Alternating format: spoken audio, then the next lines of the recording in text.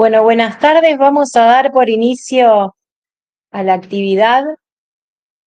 Bienvenidas y bienvenidos a quienes se han sumado de modo presencial a nuestra aula y de modo virtual, bueno, en el espacio de la pantalla. No sé, Maki, si ya estás ahí. Sí, acá estoy. Bueno, Hola. bien. Bueno, vamos a estar acá conversando entonces, damos inicio a este encuentro de un ciclo que este año, siempre, todos los años, articulamos las actividades que tienen que ver con la materia y con focos que son propias del itinerario de la carrera y en particular de sistemas socioculturales americanos, pero que también hacen al trabajo que desempeñamos en otros espacios como el Instituto de Investigaciones o como en el caso de hoy, junto a Marcela País Andrade, con quienes hemos compartido muchos espacios de investigación, de estudio, también de gestión, ¿no? Con Maki en el año, bueno, en el 2016, 2017, compartimos labores de capacitación junto al sector cultural en el ministerio, lo que era en ese entonces el Ministerio de Cultura de la Nación, o sea, actividades que no solo tienen que ver con lo pedagógico, con lo académico, sino también con espacios de política pública en el área de cultura. Para abrir también este espacio que es un primero de un ciclo que esperamos que podamos desarrollar en este año con otras compañeras y compañeros de Argentina y de otros espacios latinoamericanos. El foco, como bien dice el título, Oficio Antropológico, Saberes en Diálogo y Caminos Interseccionales, es el atinado para que nos acompañe Marcela País Andrade, porque ella, bueno, trabaja como socióloga y doctora en antropología en la Universidad de Buenos Aires. Como decía, compartimos distintos espacios, pero quiero presentarla debidamente. También Maki ha realizado, además de un trabajo en la Universidad de Buenos Aires, en la Universidad de La Laguna, en España. Actualmente es investigadora independiente del Consejo de Investigaciones Científicas y Técnicas de CONICET, en el cual compartimos también labores y equipos de investigación, en el laboratorio cerca de nuestro instituto a nivel local. Marcela País Andrade, Maki, como la conocemos, también integra como miembro externo ese laboratorio. Maki también es docente de la carrera de Trabajo Social de la Facultad de Ciencias Sociales de la UBA, donde también dirige distintos proyectos de investigación y de gestión también, ella ya nos contará, y dicta clases de posgrados en distintas universidades, en la UNA, también en Flaxo, y ha estado haciendo estadías de investigación y de docencia en Bolivia, México, España y Francia. Editó libros, artículos y textos, algunos los hemos compartido aquí en el espacio de la materialidad, están acá circulando. Si a lo mejor hay alguna pregunta en particular, Maki, sobre algunas de las experiencias que relatan los libros. Incluso hemos seguido los colores de uno de ellos en esta presentación. Y bueno, finalmente también dentro de lo que son las líneas que reúnen el trabajo de Maki, están la política pública, la gestión cultural, géneros, feminismos, metodologías y juventudes, por nombrar algunas de ellas. Bueno, les dejo con Maki para preguntas por la vía virtual, las iremos tomando y también después, sí, ahora sí, sí, no sé si es necesario, pagamos. Y vamos a tomar un tiempo, si te parece, Maki, de 40 minutos para la exposición o lo que necesites, y después abrimos a comentarios, a preguntas, lo que estimen que se despierta de este encuentro. Gracias. Bueno, genial. ¿Cómo están? Buenas tardes. No puedo verlas bien porque, Lauri, ¿me sacás Sí. el compartido? A ver si puedo ver mejor algunas. A Laura la veo perfecto, Laura, porque estamos en el cuadradito online. A Laura bien. Ahí está. Bueno, buenas tardes. Buenas tardes a todas, a todos. quienes veo por ahí. ¿Me escuchan bien? Sí. Genial. Sí. Genial. Bueno, acá le contaba a Laura, yo en este momento estoy en Cava y hay una tormenta tremenda, así que esperemos que aguante la internet. Bueno, la idea de hoy es compartirles un poquito, como dijo Laura, algunas reflexiones en torno al oficio antropológico. Me voy a tomar un... Lauri, ¿no apagarías el micrófono de la sala porque me retumba? Ahí. Ahí, Laura, escuchamos mejor, ¿no? Nosotras que estamos online, sí. Genial. Cualquier pregunta o cosa que quieran hacer, saquen el micrófono, o por el chat. Yo porque nos retumbaba quienes estábamos online mi propia voz.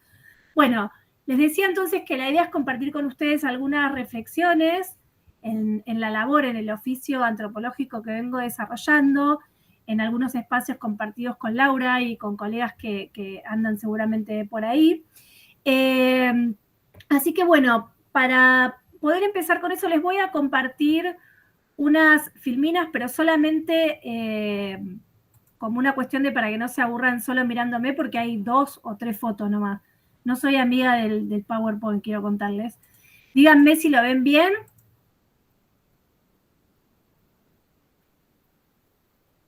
Ahí, ¿lo están pudiendo ver? Esperen que lo pongo en presentación completa. Ahí está. ¿Cómo lo ven?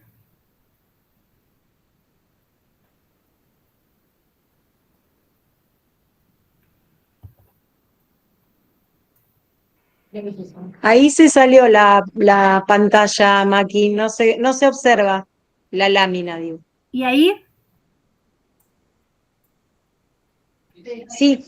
Ah, genial. Bueno, entonces les contaba un poquito que la idea es compartir algunas experiencias sobre mi propio recorrido reflexivo, pero también en mi experiencia las voces de todas las personas con las que vengo desarrollando estos procesos más etnográficos. Si se quieren, a partir de podemos pensar tanto la investigación social, pero también la práctica cultural y en trabajos que están generalmente atravesados por distintas desigualdades estructurales, ¿no? Y que son persistentes de los campos de estudios por los que yo por lo menos habito. Entonces, para mí, hablar de este oficio, como dice el título, de este oficio antropológico, es una manera de reivindicar, en primer lugar, una práctica situada, digo, ¿no? Esto antes de empezar a bajar ideas, para mí es una manera de reivindicar todo el tiempo una práctica situada, una práctica que la podríamos llamar encarnada, si se quiere, ¿no? O enclavada, encajada desde el decir común, y también una forma política de, en mi caso, de mirar el mundo o de tratar de habitarlo. Entonces, en este sentido, también este oficio, entiendo que lo fui haciendo, lo vengo haciendo, no solo desde la formación académica, sino también en el propio hacer, ¿no? Acompañando procesos también de otras personas que hacen y sobre todo a través de ciertas preguntas incómodas que el propio proceso del oficio antropológico me dispara en cada situación, de las cuales les quiero compartir como algunas que entiendo también están en sintonía con algunos de los textos que ustedes están leyendo en la materia. Por un lado, una pregunta que siempre me hago en estos procesos es ¿desde dónde produzco, desde dónde producimos conocimiento? En ese sentido, también qué relaciones generamos cuando investigamos o intervenimos. Es decir, también a quiénes escuchamos, quiénes son sujetas, sujetos de estos conocimientos, con quiénes construimos conocimiento. Y también las preguntas de alguna manera me tensionan todo el tiempo esa disciplina o esa, si se quiere, esa propia práctica de estar cuestionando los saberes o el conocimiento dominante, por llamarlo de alguna manera, y tratar de ponerle voz o dar espacio a esos conocimientos que están más marginados. Estoy pensando ahora que hablo en autoras como Fricker, que sé que no lo ven en la materia porque viene más de la filosofía, pero yo les voy a ir tirando como autoras y autores que a mí se me van ocurriendo, con los cuales también pienso que por ahí les pueden servir, pero Fricker habla un poco de esta legitimidad, ¿no? De a quienes escuchamos, a quienes le damos la palabra, etcétera, etcétera, y cómo construimos eso.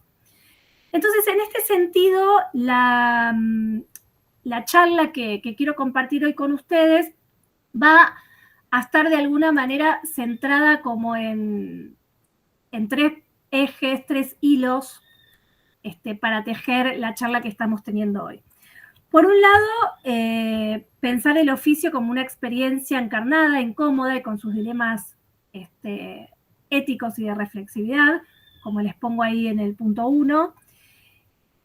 Otro hilo, otra lana que me gustaría que tejamos en esta charla tiene que ver con los saberes que están en diálogo, entendiendo que la investigación y el quehacer no son mundos separados, ¿no? Sino que están todo el tiempo dialogando en la circulación de sentidos, de tensiones y de prácticas. Y por otro lado, el modo en que una mirada interseccional puede de algunas u otras maneras, por no decir siempre, para no hacer verdades, enriquecer no solo nuestra propia forma de analizar la realidad, sino también de cómo la habitamos profesionalmente y políticamente. Entonces, estos tres hilos los voy a ir como tejiendo de a poco mientras que voy charlando con ustedes. Estos tres hilos no surgen de la nada, sino que surgen de cosas o escritos o producciones de las cuales yo ya vengo trabajando desde hace mucho tiempo. Entonces, me parece ético decirles que estoy pensando como en diálogos que yo ya vengo como produciendo en distintos textos. Uno creo que ustedes lo tienen como material, no me acuerdo, Lauri, pero es ¿qué nos vas a dar a cambio?, que está en un libro que se llama La perspectiva de género. Ay, que no lo separé acá para mostrárselos después, si quieren se los muestro, que tiene que ver con una experiencia etnográfica concreta en la Villa 1114 en la ciudad de La Cava. Ese, gracias, Lau. Gracias. En ese ahí van a ver que hay un texto que se llama ¿Qué me vas a dar a cambio?, que empieza a tener como algunas de estas reflexiones de cómo, para qué, con quiénes hacemos los trabajos de campo, ¿no?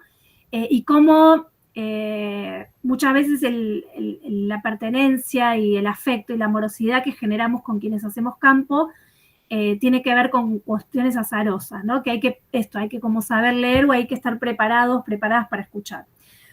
Otro texto que voy a hilvanar acá es del 2021, los otros dos textos son del 2021, y que van a tener que ver, uno, con pensar la categoría de diversidad cultural, cómo nos permite y nos genera aportes para los estudios socioantropológicos, y el otro del 2021, que está en la cultura del feminismo, que sé que lo tienen por ahí porque el aula lo mostró hace un rato, tiene que ver con esta mirada interseccional para pensar la gestión como práctica política. Exactamente, Lauri, es.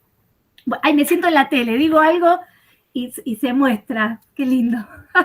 Bueno, gracias. Entonces, digo porque después si tienen ganas y tiempo y los leen, está bueno también que podamos generar diálogos a futuro. Entonces, esas lecturas, por supuesto, también están atravesadas no solo de reflexiones propias, sino, y la mayoría, de reflexiones colectivas, de haceres colectivos, que encuentran una trampa, que digo, lo podemos retomar al final de la charla, que es cuando construimos conocimiento colectivo desde nuestro oficio antropológico, pero luego a la hora de difundirlo, la academia nos impone un modelo, ¿no? Una forma de hacer que tiene que ver con el paper, que tiene que ver con el capítulo, en donde muchas veces como autoría termina apareciendo una sola, o con una colega, o otro colega, y la autoría o las reflexiones de eso que vamos escribiendo, como ya sabemos, es colectiva, ¿no? Entonces, bienvenida a esas voces.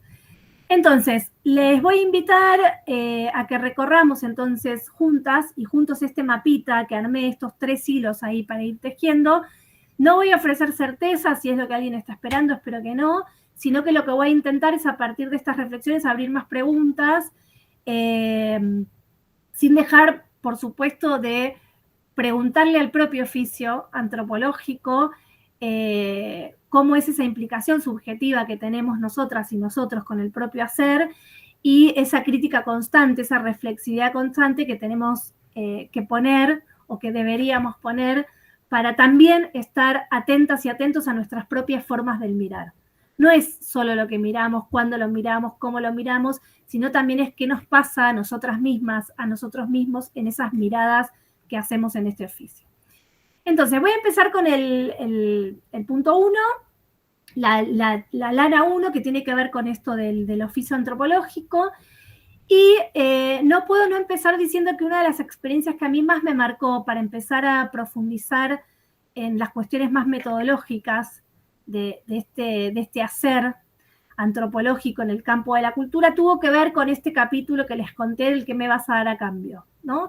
Creo que, no sé si lo leyeron, yo estaba participando de unos talleres comunitarios con mujeres sobrevivientes de violencia en el marco de una organización política en el barrio 1114, y era la primera vez que iba y tenía que intentar lograr sacarme el mote de mujer de afuera, académica, que iba a mirarles y qué sé yo, y que era profesora de la universidad y todas esas cuestiones, y que es un trabajo que en general sabemos nos lleva tiempo, ¿no? Nos lleva tiempo y sostener esas participaciones en los espacios donde estamos, pero no obstante apareció una rata en el espacio, se los estoy resumiendo, y yo cual mujer maravilla saqué a la rata con una escoba y fui vista como una especie de ídola, que aparte yo le tengo pánico a las ratas, o sea, no sé de dónde saqué como esa fortaleza, pero fui a comprar el veneno,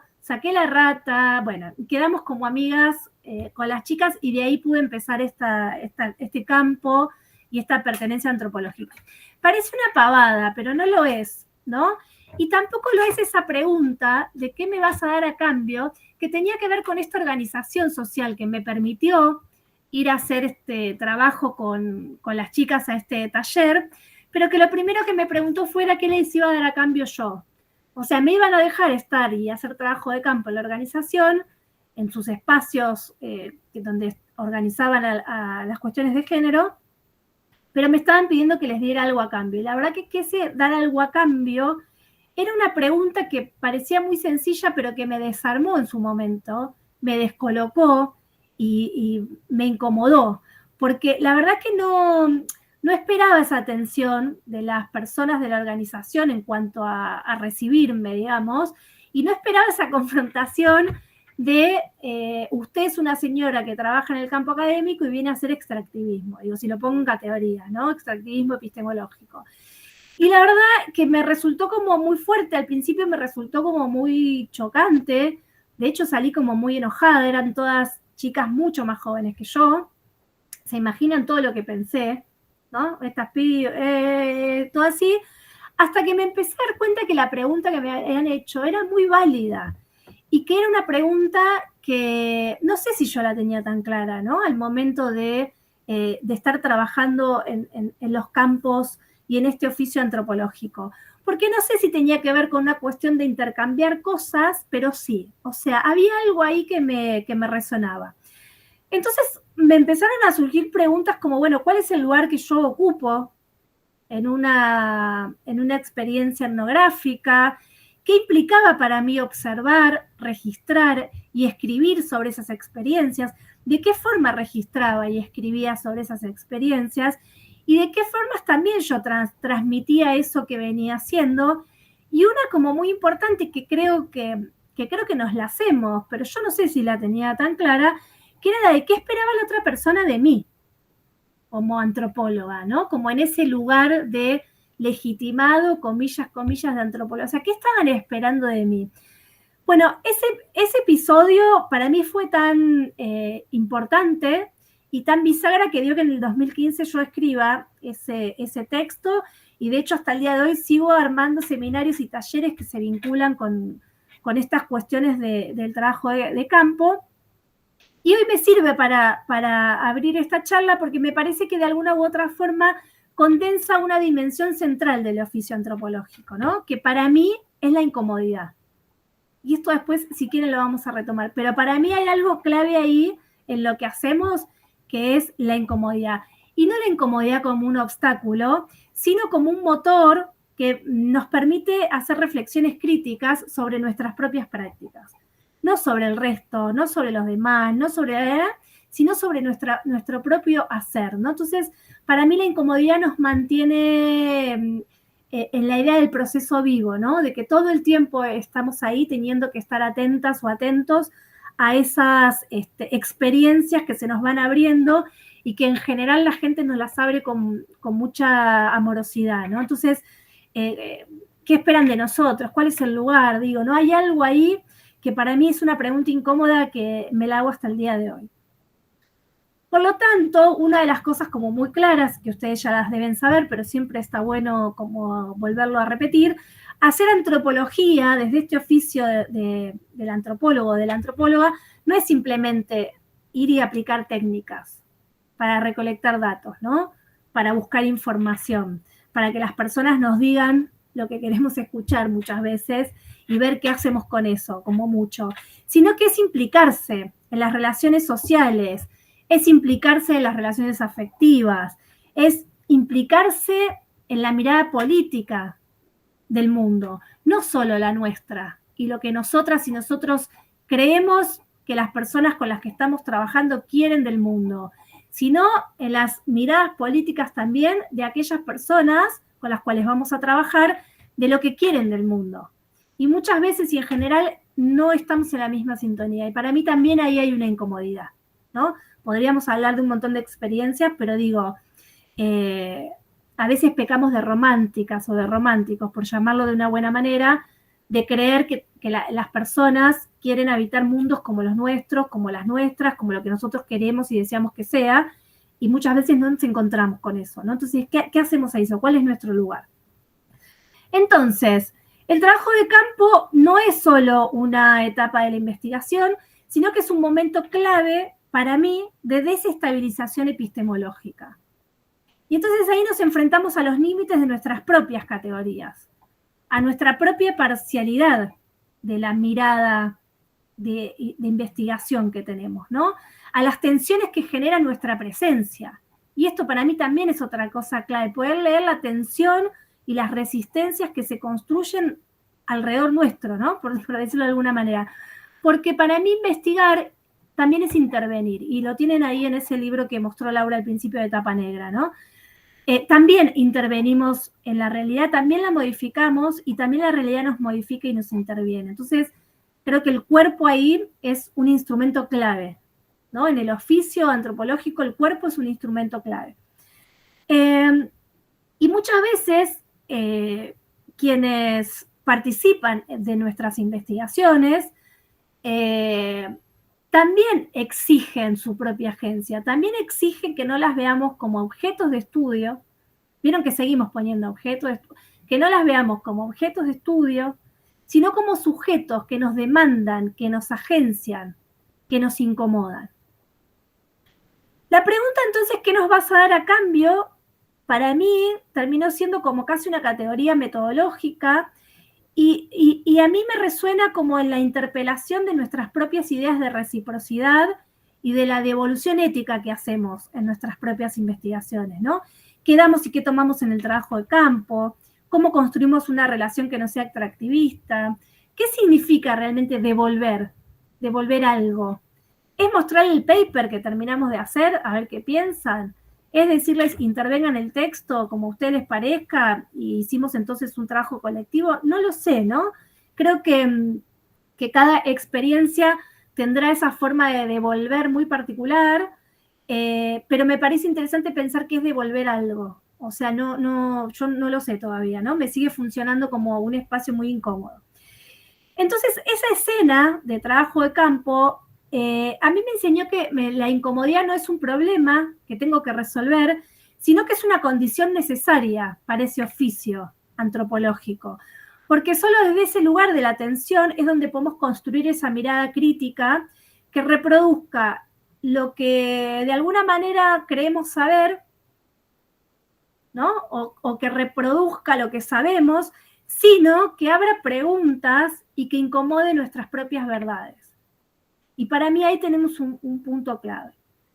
Entonces, para cerrar este hilo, esta lanita que empecé a tejer, voy a decir que si hay algo para mí que caracteriza el oficio antropológico es esta disposición a la escucha, al desentrenamiento, al involucramiento situado, ¿no? En enclave. No se trata de idealizar ese trabajo de campo, pero sí de reconocer que la investigación va a implicar una responsabilidad tanto ética como política que no puede reducirse solamente a técnicas metodológicas. Y ahí el oficio de la antropología me parece que es clave en este sentido. Voy a desarmar la otra lana que tengo en otro ovillo con esta idea de los saberes en diálogo, el punto 2 que tienen ahí, y lo cultural como campo de indagación y práctica, para abrir esta segunda clave de las 3 que voy a nombrar hoy en esta charla, que tiene que ver con cómo entendemos y practicamos la investigación específicamente cultural. Voy a bajar al campo de la investigación cultural, que es lo que hago específicamente. Y acá voy a proponer como una imagen que a mí me parece que nos permite empezar a dialogar sobre esto, que es la idea de los saberes en diálogo, o los conocimientos en diálogo. Entonces, en este enfoque que va a partir, estos saberes en diálogos, va a partir de reconocer que los mundos que investigamos, comillas, no están afuera, ¿no? Esperando a ser descritos, esperando a que los descubramos, sino que son territorios habitados, atravesados por tensiones, por disputas de sentido, por prácticas de conocimiento. Cuando desde la academia decimos hay que construir redes, en los territorios ya hay 10 redes construidas, ¿no? Entonces tiene que ver un poco con eso, con poder habitar un territorio que ya está habitado, con todo esto que acabo de nombrar.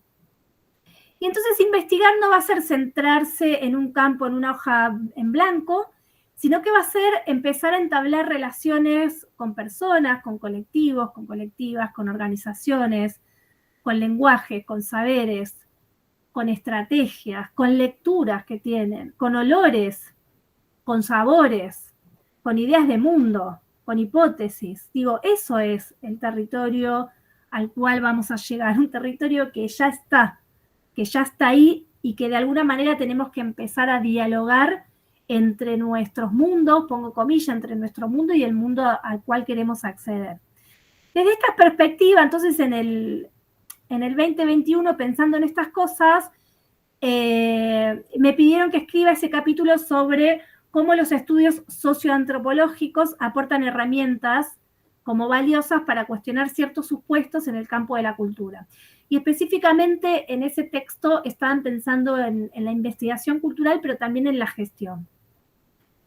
Y entonces, ahí había que cuestionar tres supuestos, me parecía a mí, que son como casi, que están como naturalizados en el campo cultural, que parecen una pavada, pero que no lo son, que es que la cultura no es un objeto neutral, que la investigación es una actividad externa, ¿no? Que no es algo que está, perdón, es una actividad que está afuera, que es técnica y que es aséptica, que no es política, etcétera, etcétera, y que los saberes válidos son solamente los académicos. Lo que yo aprendo en la universidad, lo que leo en las aulas, etcétera. Para mí esos eran 3 ejes claves en la investigación cultural que había como que empezar a desnaturalizar como supuestos.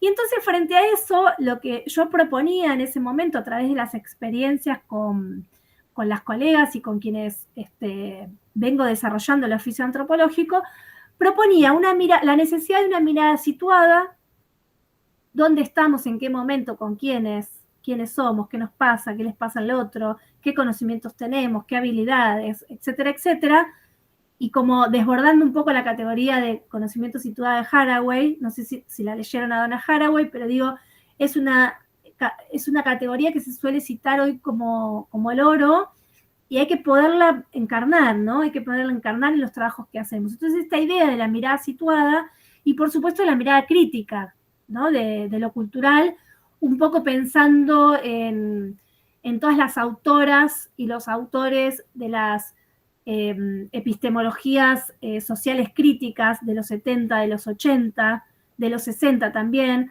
Recordarán la investigación de acción participativa, Paulo Freire, la investigación en colaboración, la investigación militante, los paradigmas decoloniales, digo, ¿no? Como todas estas miradas críticas que aportan las ciencias sociales para poder de alguna u otra manera desentrañar ese espacio donde nos movemos en el campo de la cultura. Entonces, entender eso como un campo de producción de sentido que está profundamente atravesado por relaciones de poder y que es un espacio en donde hay cosas en juego, ¿no? Hay muchas cosas en juego. Hay en juego construcciones identitarias, hay en juego desigualdades estructurales, hay en juego afectos, pero también hay capacidades de agencia y transformación que están en juego en los espacios donde nos movemos. Y eso necesitamos revalorarlo, ponerlo como subrayarlo, ¿no? Porque investigar es también aprender otros saberes. Y no es aprender solo con la R, es aprender con H. Y también diría ahora, no es solo aprender sin H, aprender con H, sino también es que nos pueda transversalizar el propio cuerpo, ¿no? Que nos pueda transformar. Eso es un verdadero diálogo que reconozca y aprenda esos saberes, porque la idea de tolerar, reconocer otros saberes me queda corta, ¿no? En este sentido. Y esos otros saberes, otros conocimientos pueden partir de las prácticas comunitarias, pueden partir de los territorios, pueden partir de las colectivas artísticas, pueden partir de los espacios de militancia, etcétera, ¿no? Según cada actor social o cultural con el cual nos estemos cruzando en estos diálogos. Entonces van a ser saberes que no siempre se van a traducir con facilidad, sobre todo en nuestros lenguajes académicos, pero que tienen su propia densidad, su propia legitimación y su propia potencia.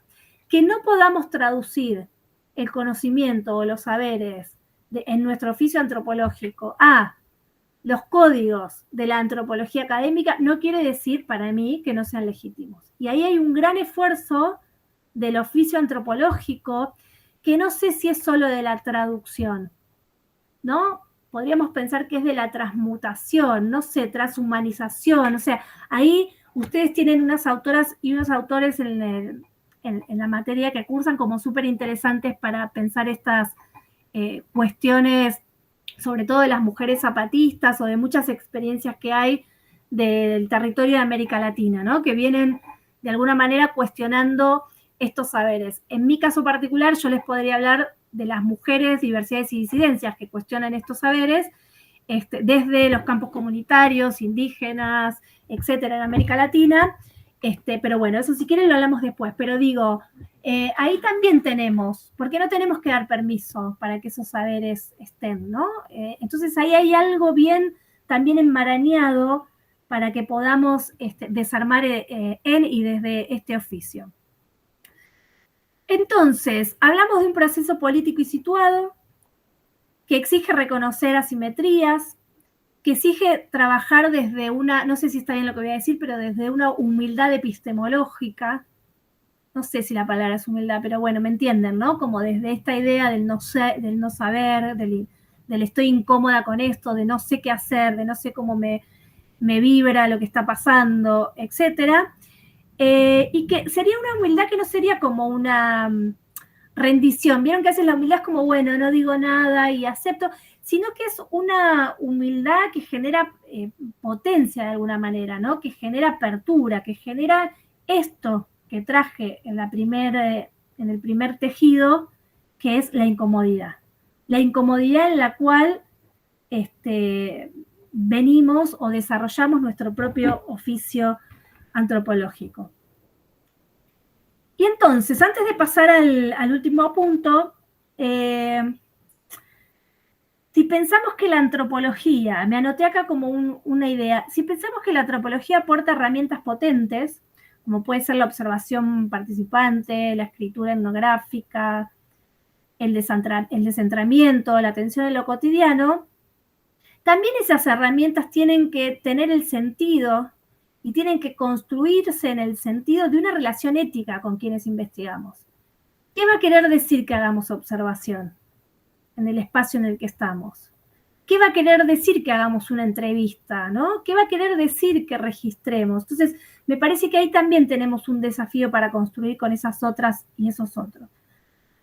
Por tanto, el quehacer etnográfico no va a ser solo una sistematización de experiencias, sino que va a ser leer lo que está en juego, preguntarnos cómo lograr que nuestra investigación tenga, de alguna manera, incidencias, no sé si transformación, porque por ahí es pedirnos un montón, pero sí incidencias en los territorios con los cuales trabajamos, en las personas con las cuales trabajamos, en las organizaciones, en los colectivos, pero también dejarnos ser atravesadas y atravesados por la agencia de las propias personas con las cuales trabajamos en etnografía. Y ese para mí podría decir que es como el corazón, para mí, de una investigación en cultura crítica, que no es solo la descripción, sino la contribución también. Y la contribución entendida como la entendamos con las personas con las cuales estamos, más allá de la academia. Por supuesto, a quienes estamos en la academia necesitamos ese tipo de información, ese tipo de paper, ese tipo de libro y bla, pero eso no quita que también paralelamente podamos construir otras maneras, ¿no? De conocer y otras maneras de transmitir lo que fuimos aprendiendo o conociendo en ese trabajo, en ese hacer. Digo trabajo de campo porque es la categoría que figura en los manuales, podría comillas, comillas, comillas, ¿no? En ese hacer cotidiano que tenemos desde la antropología. Entonces, no solo será leer esas contribuciones, sino también abrir en esas contribuciones condiciones que nos permitan imaginar mundos mejores, ¿no? Y ahí la utopía. Y ahí la utopía también un poco concreta, ¿no? Una utopía de esas que no hay, si me gustaría, no concretas. Cuando yo digo imaginar como mundos mejores, es imaginar cosas posibles, ¿no? Pausibles, que realmente puedan suceder, aunque sean muy pequeñas, pero que puedan suceder en ese espacio en el que estamos y que yo creo, esto es algo mío, el oficio antropológico tiene que poder dar, construir o brindar. Y ahora sí voy entrando a lo último para que podamos abrirnos a la charla. El último punto, ese que llamé caminos interseccionales desde una práctica situada, ahí sí voy a retomar el concepto de la interseccionalidad como una categoría analítica que la traigo desde las lecturas del feminismo, sobre todo desde el feminismo latinoamericano, porque no sé si sabrán, la interseccional es una categoría americana, ¿no? Postcolonial, de negras en Estados Unidos. Entonces es una categoría que necesita ser revisada y resignificada en nuestros territorios y en nuestros cuerpos para poder utilizarla. Pero más allá de esa profundización de la categoría, me parece que nos permite desarrollar con más habilidades nuestro propio oficio, ¿no? Porque muchas veces cuando hablamos de la comunidad, de la ciudadanía, muchas veces parecería que estamos hablando como de entidades homogéneas, la sociedad, la cultura, ¿no? La comunidad, etcétera, etcétera. Pero, ¿quiénes componen esas comunidades, esas sociedades, esa ciudadanía que estamos pensando?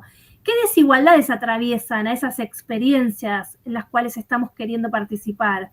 ¿Qué cuerpos, qué voces, qué memorias quedan en los márgenes cuando vemos lo que vemos y cuando escuchamos lo que escuchamos?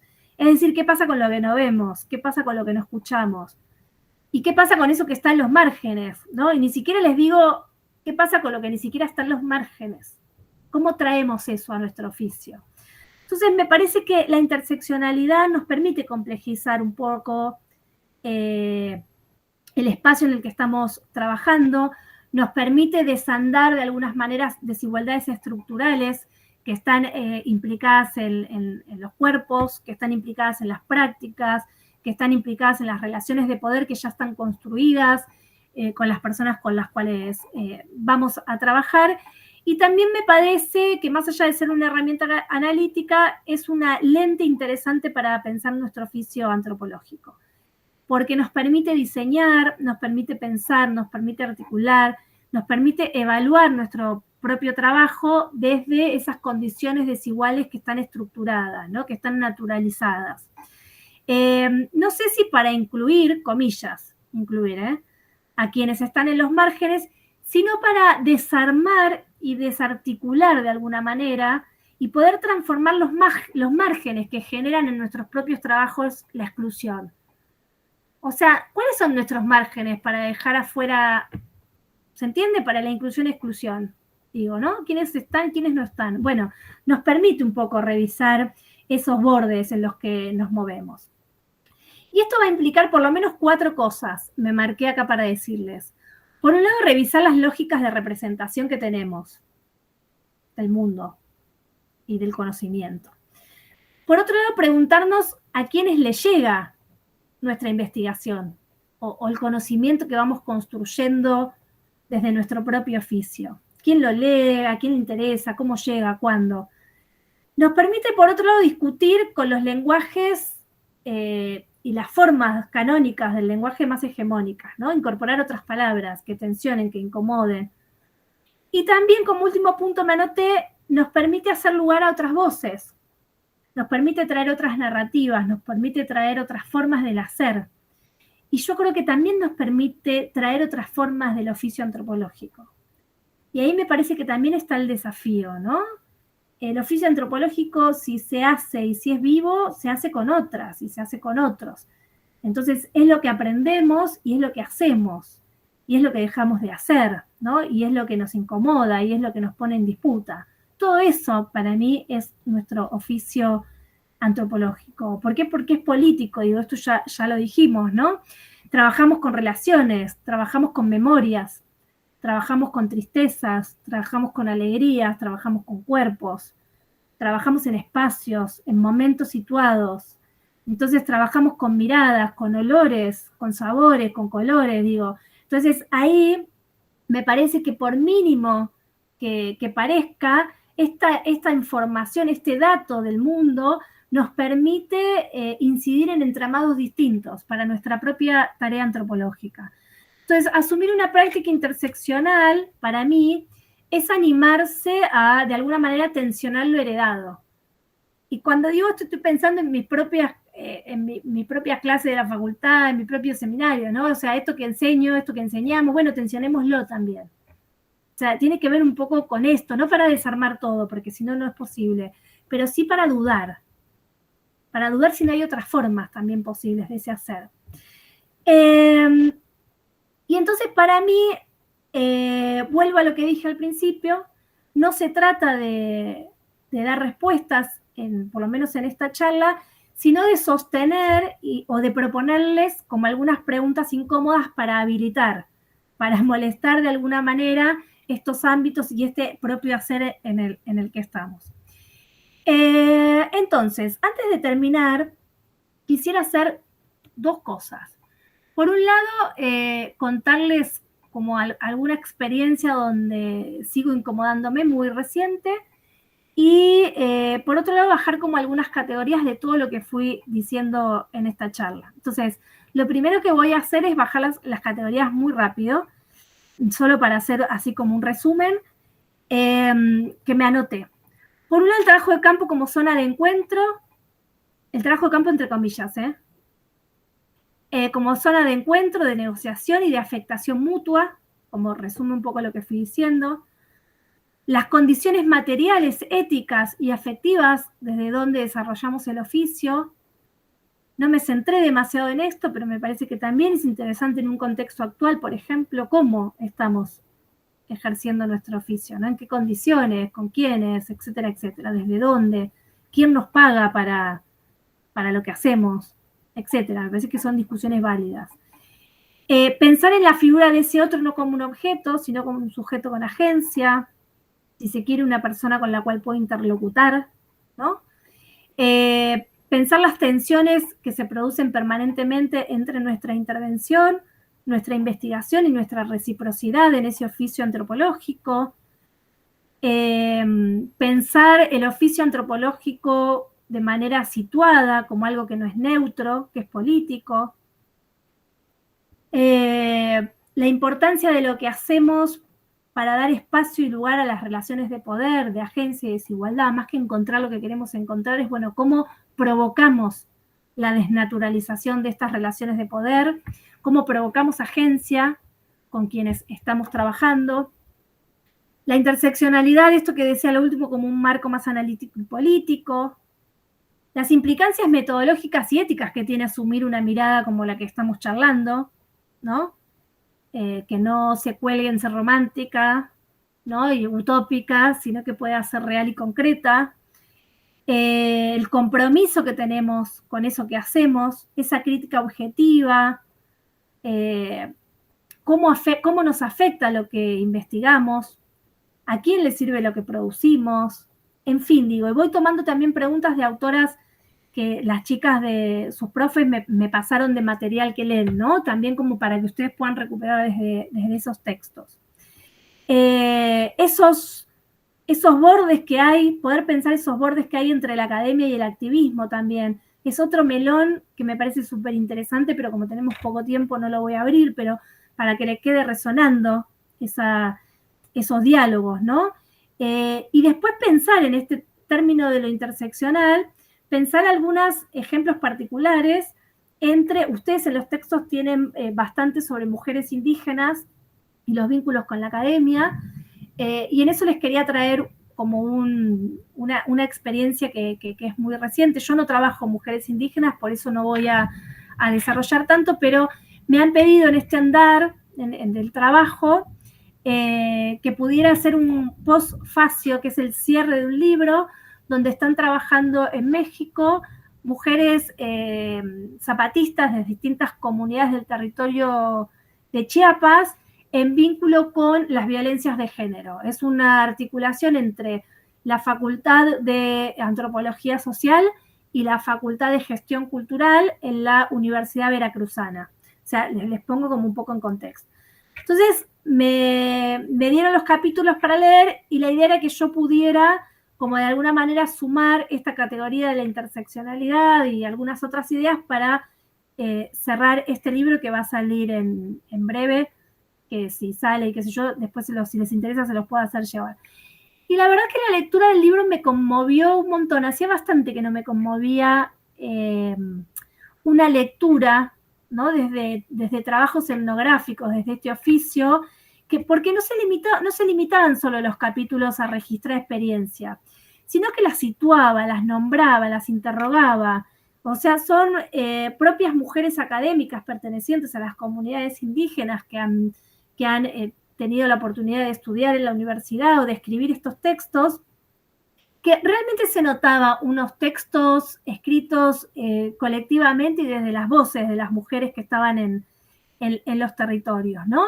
Y en ese gesto, que es metodológico para el libro de investigación, pero que también es un gesto político, lo que yo encontré fue como una profunda resonancia con mi propio recorrido de trabajo en este oficio, con el propio convencimiento de que el trabajo cultural es político, que no es neutro, y también lo que vi en esa lectura es que cada gesto y cada omisión que hicieron en esos capítulos, o cada decisión que tomaban a la hora de la palabra que utilizaban para escribir en ese capítulo, estaban totalmente pensadas y estaban totalmente como acordadas.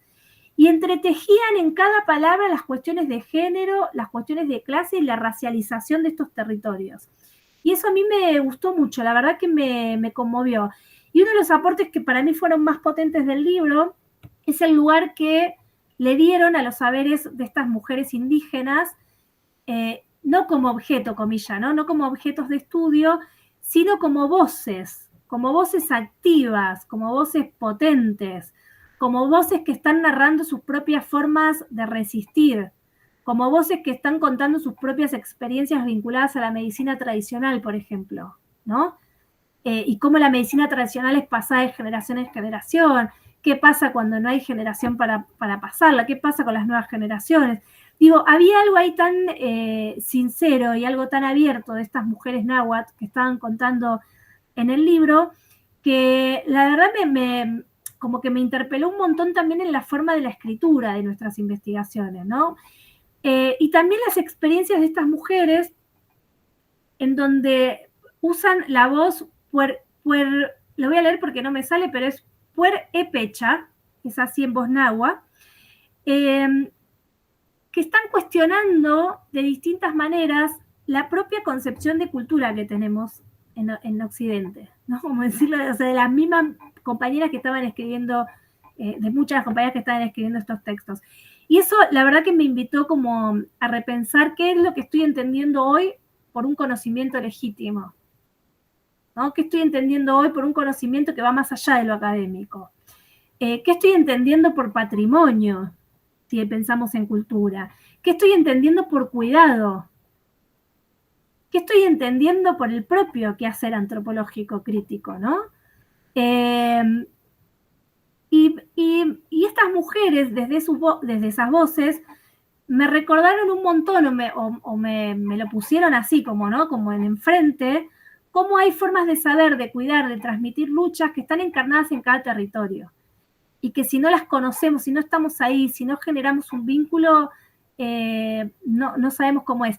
Tienen palabras que no las podían traducir al español para escribir, ¿no? Que perdían el significado de lo que esa palabra significa en náhuatl. Entonces preferían ni siquiera nombrarla, porque ni siquiera con una imagen podían tratar de explicar lo que estaban vivenciando en estas experiencias de medicina tradicional. Entonces, este tipo de aportes yo creo que no solo nos amplían el campo del oficio antropológico desde una mirada crítica, sino que nos recuerdan también otras formas muy complejas del saber, muy complejas del hacer y sobre todo de cómo generar espacios de autonomía y de autogestión con quienes trabajamos, que debería ser la propia forma de la transformación, ¿no? Yo no voy a transformar un espacio, un lugar, un grupo, una colectiva, sino que voy a mostrar herramientas que permitan generarles su autonomía y su autogestión para que eso suceda, ¿no? Entonces me parece que ahí parece muy pavote, pero no lo es, porque implica otra postura mía en ese trabajo, porque son posturas que me desbordan, que me desafían permanentemente y que me enriquecen en este oficio antropológico, ¿no? Y yo creo que también de alguna manera nos marcan un camino para que las cosas sean más equitativas, con más justicia social, que sean más comprometidas, sobre todo en contextos como hoy. Entonces, para terminar, les voy a poner acá como estas dos ideas que puse ahí, la incomodidad como motor político y el oficio como pregunta viva, ¿no? Me parece que el oficio se terminó convirtiendo en esta charla cuando la pensaba, cuando me invitaron las chicas, me invitó Laura, se me terminó transformando y resignificando casi como una teoría metodológica, ¿no? Y analítica, esta idea del oficio como una pregunta viva, como para tenerla ahí. Y que me abre otras preguntas, y con esto cierro. ¿Qué aporta esta forma de entender el oficio antropológico? ¿Qué desafío nos plantea investigar e intervenir desde aquí? ¿Qué saberes pueden y deberían dialogar hoy para transformar nuestras prácticas? ¿Cómo se transforma nuestro oficio al trabajar desde la interseccionalidad? ¿No? Con esta categoría podríamos poner otra, yo pongo esta porque es la que trabajo. ¿Cómo pensamos nuestras propias decisiones éticas en relación a nuestro propio oficio? ¿Y qué incomodidades o aprendizajes surgen de nuestro propio oficio antropológico? Y después les muestro acá algunos textos que a mí, que van más allá de los que ustedes tienen en la materia, que a mí me permiten o me han permitido pensar estas cosas. Por supuesto lo pongo ahí, pero si les interesa seguir ahondando en estas cuestiones, luego se los pasaré a Laura y a las chicas para que se los compartan. Bueno, esto quería compartir hoy. No sé si hablé mucho. Perdón. Muchas gracias. Gracias, Maki. Acá hay aplausos. Ahí está. Bueno, muchas gracias. Bueno, abrimos el espacio para preguntas. Después, en todo caso, bueno, acá también llegan señales desde la pantalla, por supuesto, para quienes estén en el espacio virtual puedan participar y abrimos ahora a comentarios o preguntas de toda esta exposición que son que abre demasiadas puntas, o bien, nos incomoda bastante, siguiendo la argumentación y para pensar, bueno, distintos aspectos que como bien señalabas tienen que ver con el oficio, no solo en términos teóricos, metodológicos, sino también éticos y de la práctica y el quehacer cotidiano. Así que no voy a ocupar yo el espacio si hay algún comentario o alguna pregunta que quieran compartir tanto en el espacio virtual como en el presencial, abrimos la rueda. ¿Alguien tiene? Si no, miren que yo tengo preguntas. Sí, si no también después me las pueden hacer llegar. Yo siempre digo, viste que se termina alguien de hablar o termina uno y dice preguntas y uno como que hasta que termina de escuchar lo que escuchó y bajar lleva un tiempo. Sí. ¿Alguien tiene interés en preguntar alguna cuestión en particular? O a lo mejor, digo, si no empezamos hacemos, no sé si alguien quiere plantear algo o una duda en relación a alguno de los comentarios. Nosotros venimos trabajando, bueno, en el itinerario de la materia específicamente en discusiones teórico-metodológicas tradicionales, podríamos decir, clásicas, dentro de lo que hacen a las categorías, que algunas las nombraste, ¿no es cierto? Como, bueno, diversidad, por supuesto, cultura, pero también identidad, ¿no? Procesos de identidad, de identificación, y que me parece que también están dentro de todo bueno, identidad del oficio también, ¿no? Puntualmente creo que es como un eje fuerte de esta actividad y de las incomodidades que suscita esta discusión. A mí, varias de las cuestiones que vos mencionabas, las pensaba en relación a tu propia experiencia, ¿no? En relación a esto último que vos decías, ¿no? Y que señalabas como una virtud de estos enfoques, ¿no? Habría varias cuestiones para señalar, pero sobre todo vos cómo resolviste, de alguna manera bueno, la exposición fue eso, ¿no? Contar qué hiciste con la incomodidad, ¿no? Pero si hay alguna experiencia puntual en la que vos, bueno, la puedas compartir y en donde esta discusión pueda verse, ¿no? Con claridad a la hora de acercarte y cómo resolver en la propia práctica esas incomodidades y sortear y entender de qué se trata el oficio, ¿no? Sí, Porque digo, en toda esta discusión no tenemos ni recetas, ni tenemos ni siquiera comisión de ética, ni siquiera, digamos, es toda una discusión siempre abierta, siempre se edita en cada experiencia de investigación, en cada experiencia de participación de la que sea, académica o en distintos ámbitos. Entonces, bueno, creo que no sé si se pueden puntear aspectos en común, o quizás las experiencias mismas son las que aportan algún elemento a esa discusión para ir sumando. mira, yo creo como experiencia se me ocurren un montón. Eh, Hay de las incomodidades que más me acuerdo son de los trabajos que he hecho con mujeres en situación de violencia. Porque me han encontrado en lugares muy incómodos, como académica, por llamarme de alguna manera, y voy a bajar un ejemplo, porque estuve hablando muy abstracto, un ejemplo. Yo viví 6 años en Concordia, en Entre Ríos, y era referente para un programa llamado Juana Zurduy, de talleres que se hacían para mujeres que habían estado en situación de violencia o estaban en situación de violencia. Y una de las cosas que hacíamos en ese taller, como mujeres, feministas y era de alguna manera ir a explicarle a las mujeres cómo era vivir una vida libre de violencia, ¿no? Como había algo ahí muy colonial, que yo me empecé a dar cuenta cuando veía las cosas que llegaban de Buenos Aires, por ejemplo, escritas. Yo soy una persona que se formó, vivió, nació en Cava, y veía esos manuales que me mandaba el Estado para trabajar con las mujeres, como por ejemplo, no sé, digo una pavada, pero visiten el obelisco. O sea, como cosas que no tenían nada que ver con nada, cero situadas, y que entonces hubo que empezar a hacer como una reformulación de los materiales, también para poder generar potencias, ¿no? Porque esto yo lo hacía en el marco de mis propias investigaciones. Y una de las cosas que me pasó era, yo estaba muy atenta que el feminismo blanco iba y proponía cosas ridículas, que les decían vayan y denuncien sin saber a dónde tenían que denunciar, cuál era el vínculo de los varones con la policía del lugar, con el territorio, ¿verdad? Y yo creía que estaba como muy piola y muy así, que la tenía como muy clara, hasta que en un momento una de las señoras me dijo, Maki, deja de decirme no sé qué, que conseguime un trabajo, porque yo no me voy de mi casa porque no tengo dónde trabajar. Parece una pavada total lo que estoy diciendo, pero este tipo de enfrentamiento con la realidad, ¿no?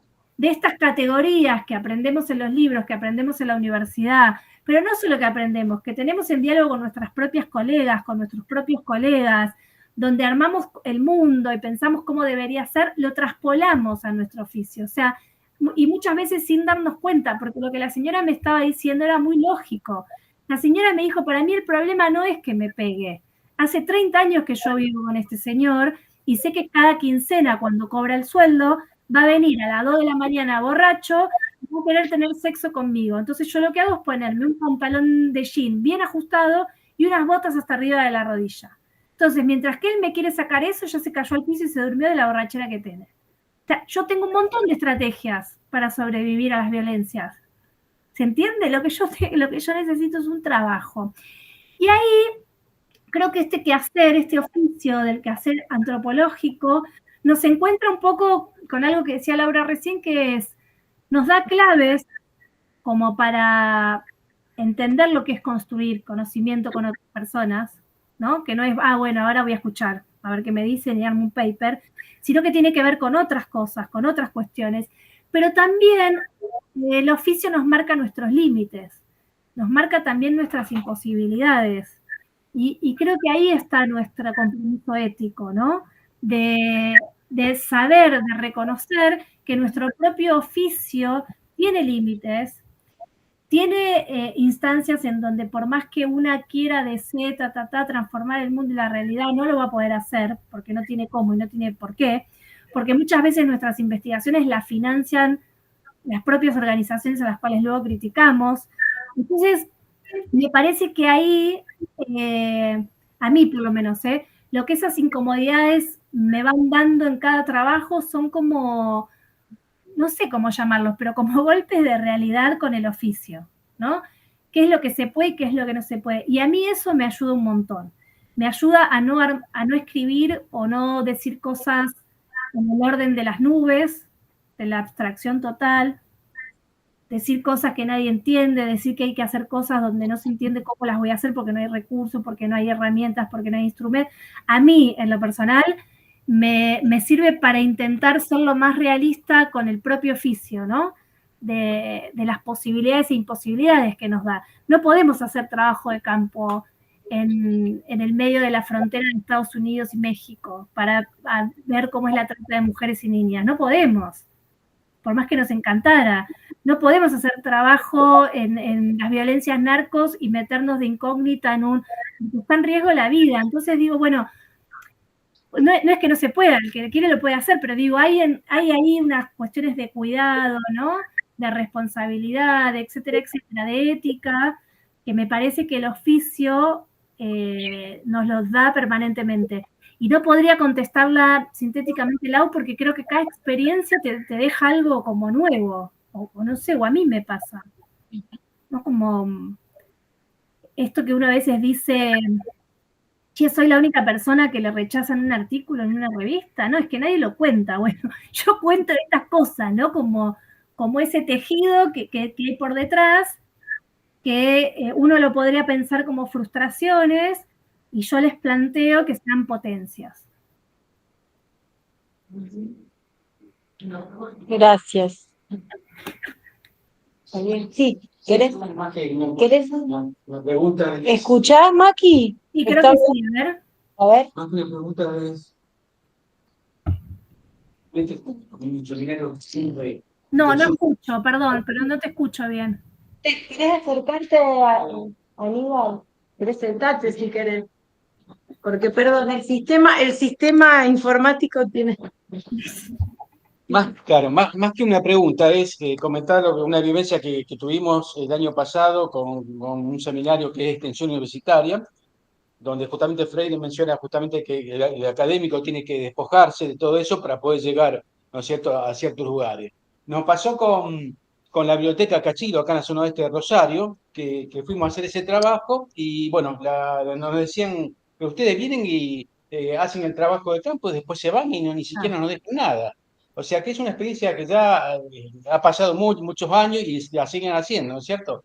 Entonces, bueno, mi recomendación por ahí es justamente en este seminario que si lo pueden hacer, que lo hagan porque es muy beneficioso, te abre mucho el panorama. Es más, o sea, está en Gulner cuando también menciona los grupos radicales de América, donde tienen una versión total con los antropólogos y los sociólogos, porque bueno, también dice, publican sus libros, no dejan nada y sucede esto. Era más o menos para ver que esa es una problemática que sucede, ¿no? ¿Mm? Sí, muchas gracias. Yo creo que sí es un reporte lo que estás diciendo, sobre todo cuando estamos pensando en grupos o colectivos o poblaciones que culturalmente son muy diferentes a las nuestras, ¿no? Ustedes que están ahora pensando en América Latina o distintos colectivos o comunidades indígenas, donde realmente la cosmovisión del mundo es distinta. Y por más que escuchemos y entendamos, no nos atraviesa el cuerpo, porque no sé cómo explicarlo, ¿no? Y hay algo ahí para mí que no todo es explicable académicamente. No todo es. Y bueno, y la idea es cada vez más, yo siempre llamo a las personas que hacen trabajos como esto que vos estás contando, lo que sea, que si hacen alguna producción fílmica, escrita, un podcast, no sé, se graban en el celular, lo que sea, que lo puedan traer a las aulas, ¿no? Y compartirlo. Y que sea parte del material bibliográfico que leemos o que escuchamos. Gracias. Gracias. Sí. ¿Querés tema? Sí. ¿Llegás? ¿Llegás? Me voy a acercar. Hacemos así. Ahí. ¿Cómo estás? Un gusto, Verónica es Lo mi nombre. mismo, un gusto. En realidad tengo dos preguntas. Una es que me quedó resonando la palabra oficio. Uh-huh. ¿Por qué oficio y no profesión? Eso me parece que a mí particularmente me quedó sonando. Tengo una idea al respecto, pero obviamente me gustaría que vos me la digas. Y la otra era, primero esa, así te digo la otra, porque ando últimamente un poco dispersa y por ahí me olvido, ¿viste? Estoy como ansiosa. Estamos igual, Verónica, por eso No, me punteo lo que voy a decir porque después me olvido. venía escuchando, no iba a venir, me iba a quedar desde casa porque quería ganar tiempo. Esto es el tiempo, ¿no? Y me estaba acelerando y digo, bueno, voy porque sé que es importante que habitemos los espacios y más en antropología. Entonces, en realidad venir tuvo que ver con eso. Venir escuchando, por eso corté justo acá antes de entrar, venir escuchando para no perdérmelo, pero además para poder estar en el territorio, porque este es otro territorio, y que bueno, como viene el neoliberalismo, creo que si no lo habitamos, estamos fritos. Pero bueno, esto de profesión y oficio, sí. Bueno, yo creo que llamarlo oficio o quehacer, a mí me gusta llamarlo mucho el quehacer también, lo que hace es un poco tensionar la mirada más académica que podría tener la categoría de profesión, ¿no? Bien. De cómo pensar que la etnografía o lo que hacemos como antropólogas o como antropólogos tiene que ver con eso que hacemos permanentemente, ¿no? Y que es vivo y que se desprende en el propio hacer. Por más que vos tengas, lo aprendés en el propio hacer. Entonces me parece que la idea de oficio o de que hacer geográfico tensiona un poco e incomoda en esta pregunta que vos haces, ¿no? ¿Por qué no profesión? Bueno, es por eso, la profesión está asociada de alguna manera a algo que se estudió, que te formaste. Quizás me quedo pensando que puede incomodar a las académicas, pero no tanto a aquellas comunidades o a aquellas personas que forman parte de una determinada comunidad donde nosotras o nosotros laburamos o nos acercamos. Entonces, de alguna manera me parece justamente eso, como que acorta un poco la distancia, ¿no? En esto de los oficios. Sí. Me parece. Perdón, Verónica, es muy estratégico también, porque en algunos espacios a vos te va a servir decirle oficio y en otros no, profesionalización, ¿no? Depende con quién. En general nosotros, yo en mi caso, bueno, laburo de médica, entonces si decimos trabajadores de la salud, ahí cambia, entonces por ahí te preguntan y bueno, se modifica un poco y está bueno, me parece, poner en juego eso. Y lo de la humildad, sí, coincido, lo entiendo, me comparto.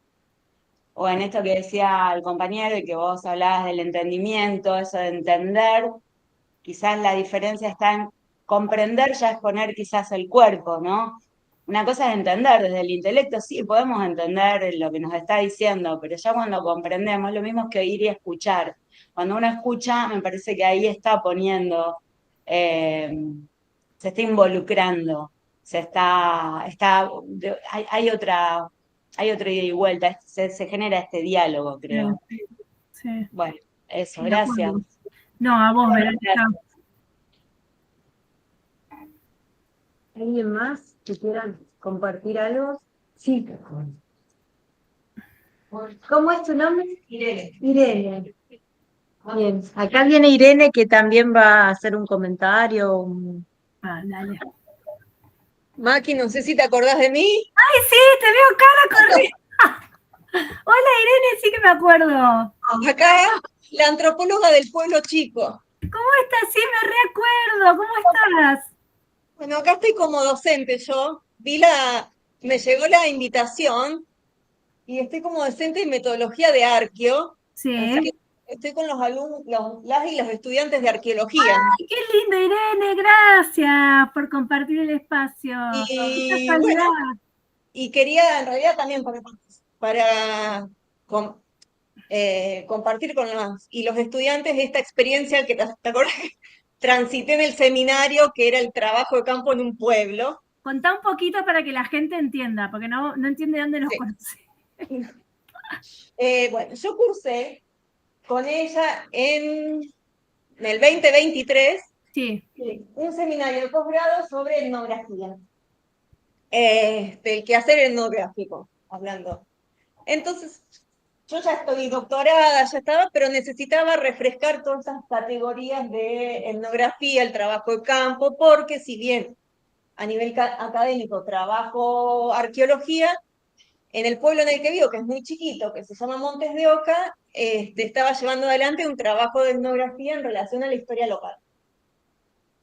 Entonces, en esta idea de darle lugar a las voces que no son hegemónicas, yo me inscribo en este taller para poder abordar el vínculo entre el conocimiento cotidiano de la población y los historiadores locales que en los pueblos chicos tienen un valor, su palabra es casi palabra santa, la Biblia y el historiador local.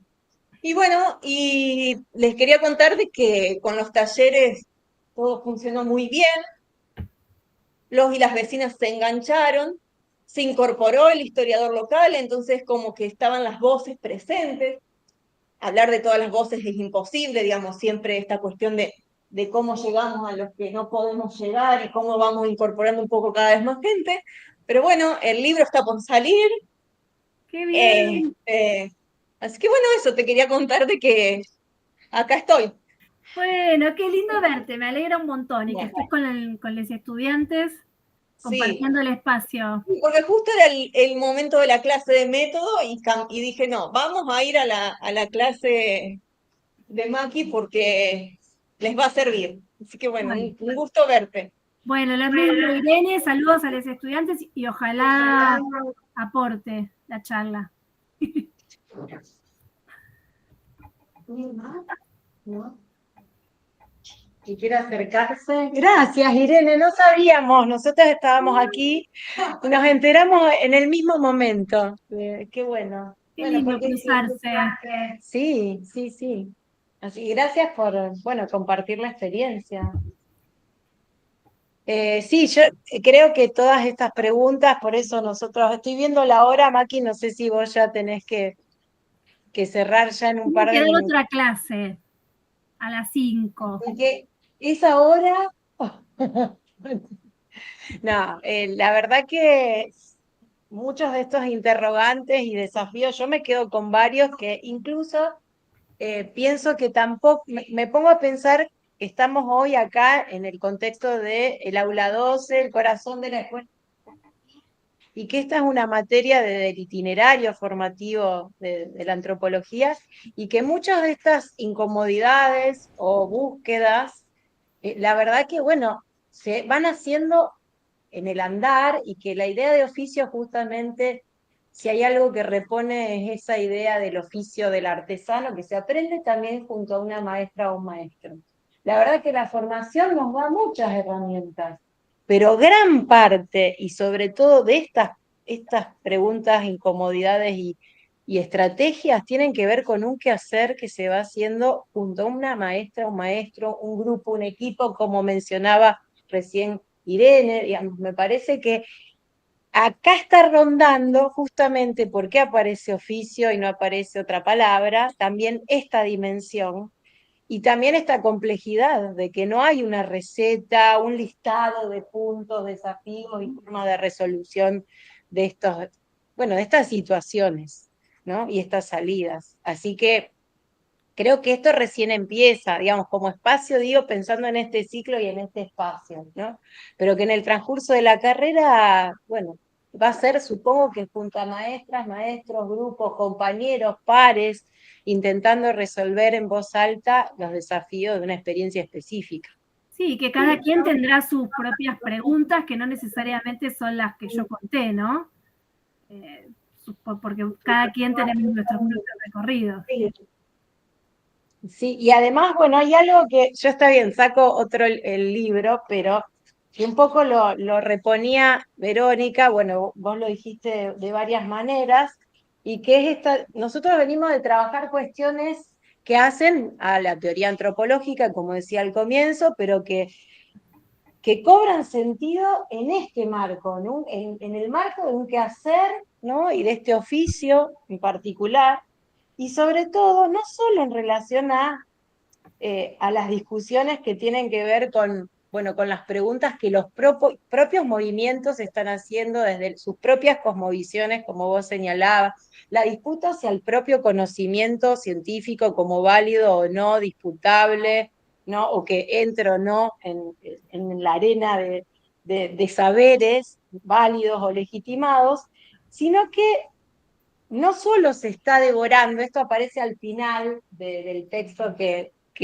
se trabajó esta semana en la materia, hay algo que dice una autora chiapaneca, y que dice, el capitalismo en su fase actual de globalización neoliberal no solo busca devorar los territorios de las comunidades de pueblos originarios y afrodescendientes, también está devorando, quizás de manera más sutil, pero no por ello menos efectiva, a las comunidades académicas y universitarias.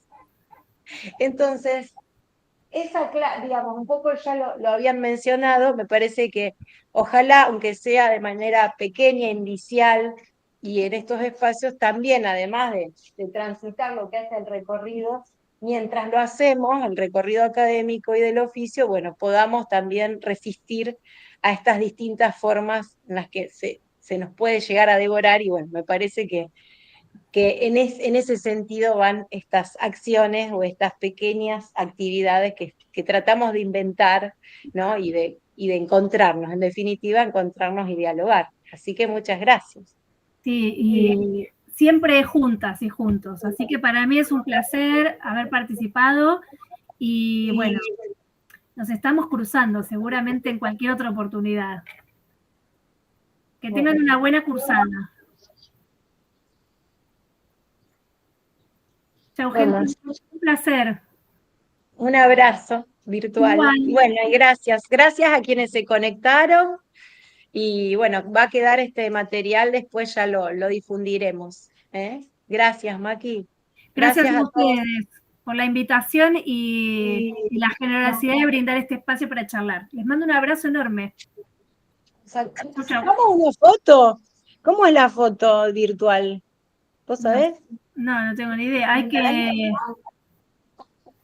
El año pasado nos pusimos todos así y nos sacamos una foto. Tengo que hacer una captura de pantalla, ¿no? Pero yo veo poca gente. No, porque hay más. Hay gente, lo que pasa es que hay gente que es muy tímida. Sí, siempre hay por gente allá. tímida. Hay gente siempre tímida en el aula, pero después me la cruzo en los pasillos. No quieren. Igual, Sáquense una foto ahí. bueno. Sáquense una foto ahí. No quieren sacarse fotos. Bueno, no hay problema. Igual era un registro interno. Bueno, Un abrazo. Chau. Chau. Que estén bien. Gracias, Lau. No sé cómo. A ver, acá. Tengo que parar de.